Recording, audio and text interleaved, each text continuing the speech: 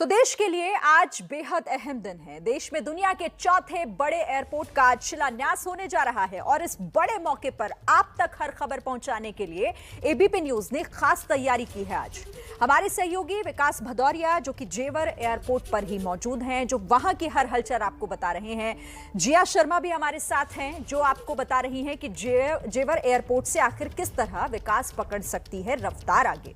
इस एयरपोर्ट की खासियत क्या है ये भी हम आपको लगातार बता रहे हैं। जी आपको एक एक जानकारी देंगी, दूसरे स्टूडियो से हमारे साथ मौजूद हैं। लेकिन फिलहाल विकास के मोर्चे पर कैसे देश आगे बढ़ रहा है और ये दिन कैसे महत्वपूर्ण हो जाता है। आज प्रधानमंत्री नरेंद्र मोदी देश में दुनिया के चौथे सबसे बड़े एयरपोर्ट का शिलान्यास करने जा रहे हैं। इसकी बड़ी कवरेज आप एबीपी न्यूज पर देख रहे हैं। दोपहर करीब 12 बजे गौतम बुद्ध नगर के जेवर पहुंचेंगे प्रधानमंत्री, एयरपोर्ट का शिलान्यास करेंगे और जनसभा को भी संबोधित करने का कार्यक्रम है। एयरपोर्ट के शिलान्यास की पूरी तैयारी चल रही है और चलिए हम सीधे रुख कर लेते हैं विकास भदौरिया का।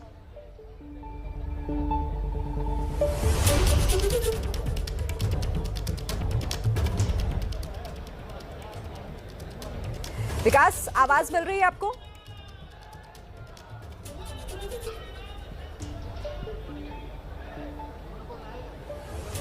अच्छा लगता है विकास तक आवाज नहीं पहुंच पा रही है। जैसे ही उन तक हमारी आवाज पहुंचेगी हम सीधे विकास का रुख करेंगे, क्योंकि वहां कैसे आज देश के नाम एक अहम और एक बड़ा दिन होने जा रहा है उसकी पूरी जानकारी वो दे रहे हैं। ठीक है विकास, एक बार फिर से हमारे साथ जुड़ गए हैं। विकास, आवाज आप तक पहुंच रही है तो ओवर टू यू। मिल रही है और मैं बिल्कुल ग्राउंड जीरो पर हूं जेवर में। जी शरीन, बिल्कुल आवाज़ मिल रही है आपकी। मैं ग्राउंड जीरो पर हूँ जेवर, जो कि देश का गहना और जेवर बनने जा रहा है। आज से जब इसकी शुरुआत होगी तो एशिया का सबसे बड़े और भारत के सबसे बड़े एयरपोर्ट में से एक होगा। 1 लाख से ज़्यादा लोगों को रोजगार देगा। 1 करोड़ लोग, जब पहला चरण बन के तैयार हो जाएगा तो 1 करोड़ 20 लाख लोग रोज यात्रा कर पाएंगे। इतना बड़ा यहाँ पर इंफ्रास्ट्रक्चर तैयार करने की कोशिश की जा रही है। इसके अलावा यहाँ पर कार्गो हब बनाया जा रहा है, जो कि जिसको कहते हैं इंटीग्रेटेड कार्गो हब होगा। यहाँ पर दादरी के पास फ्रेट कॉरिडोर का एक इंटरसेक्शन बन रहा है, उससे इस एयरपोर्ट की दूरी बहुत ज़्यादा दूरी नहीं है, तकरीबन 50 से 60 किलोमीटर की दूरी है। कार्गो हब के जरिए देश दुनिया से यहाँ के उत्पादन को कम समय में कम लागत के जरिए पहुंचाया जा सकेगा। और देखिए पूरे दिल्ली एनसीआर को कैसे कनेक्ट करेगा ये नोएडा का इंटरनेशनल एयरपोर्ट। यहाँ से ईस्टर्नल पेरिफेरल और एक्सटर्नल वेस्टर्न पेरिफेरल, ये जो दिल्ली के आसपास जो पेरिफेरल बना है,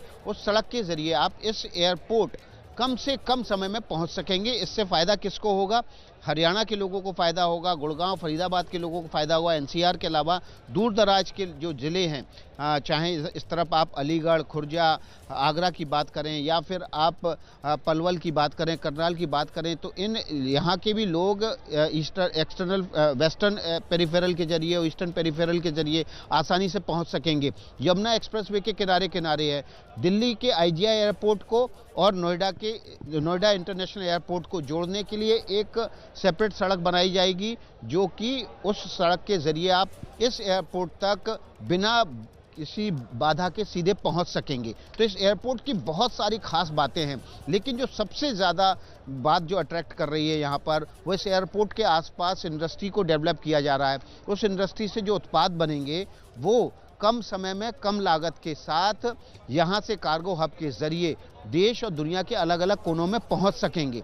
इससे क्या होगा, जेवर एयरपोर्ट के आसपास जो औद्योगिक गतिविधि है वो बहुत ज़्यादा तेज़ी से बढ़ेगी।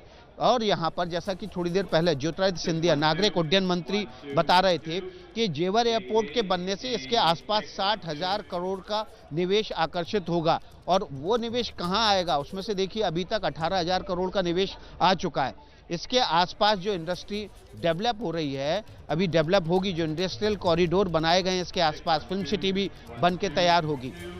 तो हम आपको बता रहे हैं कि किस तरह से यहाँ पर नए रोजगार के अवसर और मौके पैदा होंगे। जिया आपको और विस्तार से और ज़्यादा आकर्षक तरीके से बताएंगी कि कैसे नए निवेश और यहाँ पर जो आकर्षण होंगे जेवर इंटरनेशनल एयरपोर्ट के आसपास पैदा होंगे। विकास, कह सकते हैं कि लोगों को, यात्रियों को ये एयरपोर्ट और यहाँ की जो सुविधाएं हैं, यहाँ की जो फ्लाइट्स हैं वो गंतव्य तक पहुँचाएंगी, लेकिन साथ साथ रोजगार सृजित करने में भी एक विकास की बड़ी और भारी उड़ान भरने के लिए ये जेवर एयरपोर्ट बनकर तैयार होने की कगार पर पहुंचेगा जल्द ही। तो रोजगार वाया एयरपोर्ट ग्राफिक्स के जरिए आपको बता रही है। दुनिया में उड्डयन सेक्टर की इकोनॉमी $3.5 ट्रिलियन। अच्छी कनेक्टिविटी निवेश के लिए रास्ते खोलती है। रोजगार कैसे सृजित होगा ये लगातार आपको हम बता रहे हैं। आसपास के क्षेत्रों में इंडस्ट्रियल एरिया भी डेवलप किया जा रहा है। उड्डयन सेक्टर की जीडीपी इंडोनेशिया और नीदरलैंड्स की जीडीपी के बराबर है। साथ ही भारत में उड्डयन क्षेत्र के जरिए 62 लाख लोगों को रोजगार मिलेगा, यानी कि रोजगार जो लोग इस वक्त ढूंढ रहे हैं उनके लिए बेहद फायदेमंद ये है। यात्रियों को अपने गंतव्य तक इनकी फ्लाइट्स पहुंचाएंगी, लेकिन जो लोग रोजगार ढूंढ रहे हैं उनको भी अपने करियर के लिए बेहद आगे फायदा होने जा रहा है। रोजगार सृजन करने के लिए ये जेवर एयरपोर्ट बनकर तैयार हो जाएगा। लोगों को लाभ मिलेगा, रोजगार के लिए लाभ मिलेगा और साथ ही इंडस्ट्रियल एरिया जो बनेंगे यहाँ पर, उससे भी लोगों को काफी फायदा होने जा रहा है। यात्रियों को, लोगों को, हर क्षेत्र में लोगों को फायदा होगा। हमारे साथ लगातार शिरीन बनी हुई है। Shirin, over to you.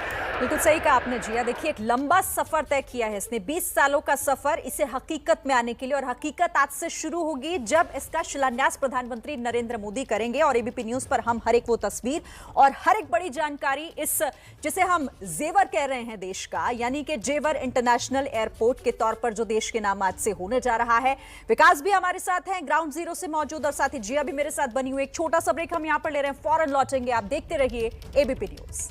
जा रहा है आज देश को, और ये बड़ा कीर्तिमान स्थापित होगा जब दोपहर 1 बजे प्रधानमंत्री नरेंद्र मोदी आज इसका शिलान्यास करने जा रहे हैं। सारी खास जानकारी आप एबीपी न्यूज पर इस एयरपोर्ट से जुड़ी देख रहे हैं। अब आपको हम ये बताते हैं कि आखिर कैसे ये 20 साल का एक ऐसा सफर है जो 20 साल बाद ये सपना साकार होने जा रहा है। दरअसल 2001 में इसकी शुरुआत हुई थी जब प्रस्ताव पारित हुआ था यूपी में, जब बीजेपी की सरकार थी।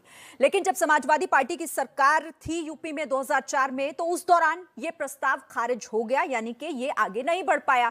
2010 में ये फिर से पारित हुआ जब बीएसपी की सरकार उत्तर प्रदेश में थी। इसके बाद 2012 जब इसका विरोध हुआ यूपीए की सरकार के दौरान, इस प्रस्ताव का विरोध किया गया 2012 में।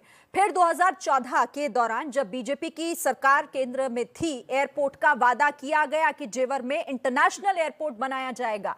इसके बाद अब आज की तारीख आप देख रहे हैं जब यूपी में भी और केंद्र में भी बीजेपी की सरकार है, और आज शिलान्यास होने जा रहा है इस बड़े प्रोजेक्ट का, जिससे हम देख रहे हैं कि कैसे यूपी का और साथ ही देश का जेवर आप इसे कहिए, क्योंकि जेवर इंटरनेशनल एयरपोर्ट आज से देश को मिलने जा रहा है, क्योंकि आज से शिलान्यास होगा। हालांकि 2024 तक इसका पहला फेज शुरू हो जाएगा, यानी कि उड़ान यहां से शुरू हो जाएगी। सभी हमारे सहयोगी बने हुए हैं, जिया भी मेरे साथ हैं, और ग्राउंड जीरो पर तो लगातार आप विकास भदौरिया को वहां से देख ही रहे हैं। छोटा सा ब्रेक हम यहां पर लेंगे, लौटते हैं। शक्ति बढ़ाने जा रही है। आज इसकी कमीशनिंग होनी है। इस पनडुब्बी की कमीशनिंग के साथ भारत की समंदर के भीतर ताकत कई गुना बढ़ जाएगी। इसको साइलेंट किलर भी कहा जा रहा है, क्योंकि समंदर के भीतर कई सैकड़ों फीट नीचे रहते हुए ये देश की सुरक्षा में बड़ी भूमिका निभाती है। तो इन दो बड़ी खबरों पर लगातार नजर है, लेकिन ग्राउंड जीरो सर सबसे बड़ी खबर जेवर इंटरनेशनल एयरपोर्ट की आज भूमि पूजन होने जा रहा है, शिलान्यास होने जा रहा है। इससे जुड़ी पल पल की खबर आपके सामने रखेंगे। अभी छोटा सा ब्रेक, फौरन लौट।